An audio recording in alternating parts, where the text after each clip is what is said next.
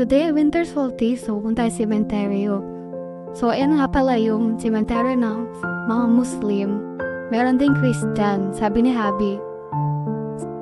Ang daming tao today.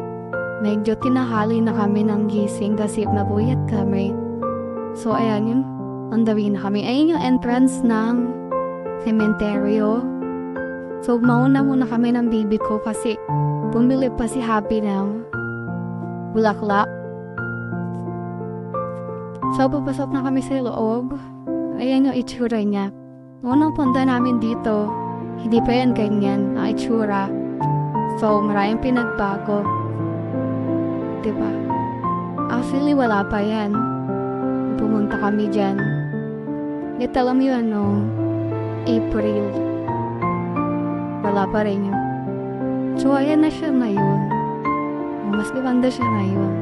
So, while waiting kay Habi, naglalaro ang matikas na ulo kong baby. So, partida, malamig pa yan, humawak ng tubig. Pwede matog dyan later. O diba siyang-saya siya? Hindi halatang nilalabig siya. Which is hindi naman talaga siya lamigin. Ewan ko ba kung anong palat meron siya. So, habang naghihintay si Habi, kung ano-ano nang ginawa ng anak ko.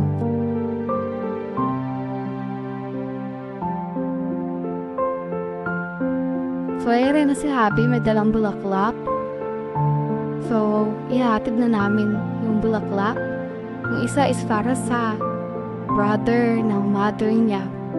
So, ganito ang itsura ng sementeryo dito.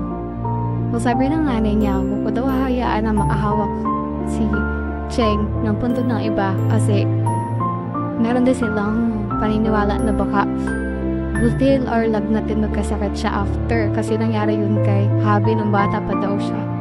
So, ayan na, nakatanang ni Habi ang aming paroroonan.